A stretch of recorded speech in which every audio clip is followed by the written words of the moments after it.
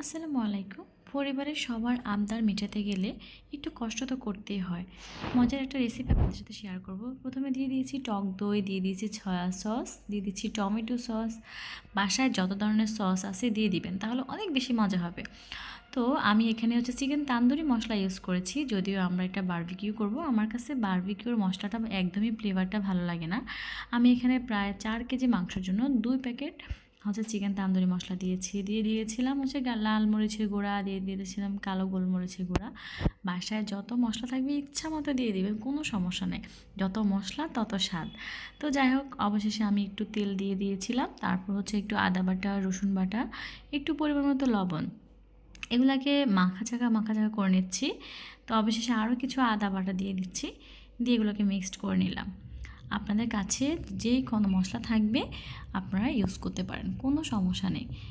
যত মশলা দিবেন ততই মজা হবে। তো আমি এখানে চিকেনের গায়ে একটু দাগ কেটে নিয়েছি, যেহেতু মশলাগুলো খুব ভালো করে ঢোকে।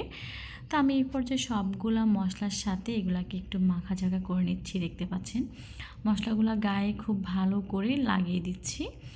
যত সুন্দর করে এগুলাকে মিক্সড করবেন অত সুন্দর মশলা মাংসের গায়ে ঢুকে যাবে। তো এগুলোকে আমি বেশ কিছুক্ষণ কয়েক ঘন্টার মতো রেস্টে রেখে দিব।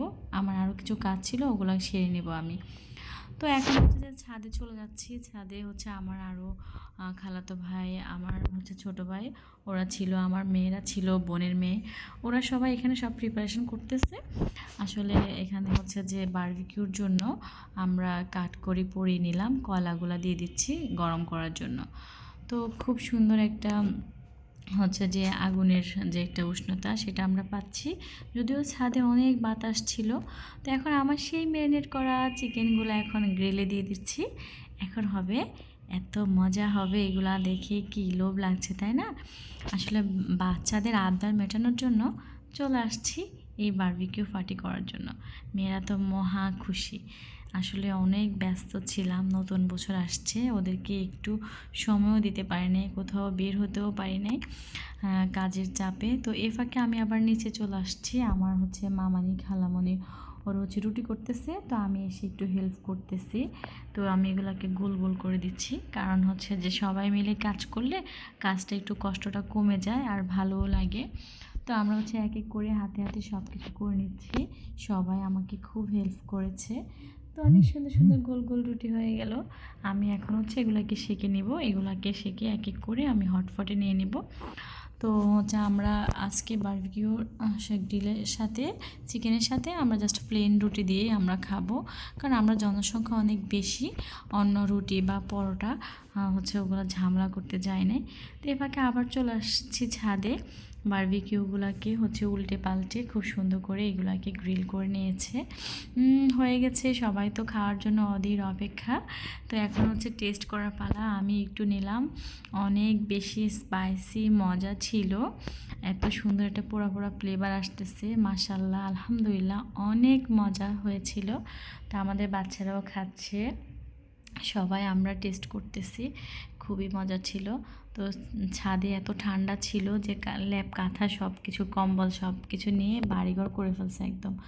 তো আসলে রাতের শীতে এরকম মানে বারবিকিউ বা গ্রিল খুবই মজা।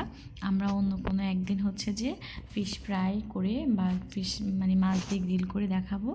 তো এখানে আমরা আরও কিছু বারবিকিউ করে চিকেন আমরা নিয়ে আসছি ছাদে, কিন্তু আমরা একটা পর্যায়ে আমরা সবাই এক এক করে খেয়ে আসছি। তো এখানে আবার ভাগ বসাতে আসছি। তো আমরা দুবার করে এগুলো দিয়েছিলাম, যেহেতু অনেক লোক ছিল, তো আমরা ডাবল ডাবল খাচ্ছিলাম আর কি। তো এখানে এসে আমার আম্মু সবাইকে সার্ভ করতেছে। পরিবারের সবাই মিলে যখন খাবার শেয়ার করি, খাই একসাথে, এটা আসলে অন্যরকম একটা শান্তি। খুবই মজা ছিল, সবাই খুব মজা করেছে। তো অনেক সুন্দর সময় কেটেছে। আমার বাচ্চাগুলো অনেক বেশি খুশি ছিল। ওদের আবদার রাখতে গিয়ে একটু কষ্ট। তো সারাদিন বাইরে থাকার পরেও রাতে এসে আসলে এত কিছু করা, তারপর স্বস্তি লাগে আসলে। তো আজকের ভিডিওটা এই পর্যন্তই। ভালো থাকবেন, আল্লাহ হাফেজ, bye bye, tata and take care.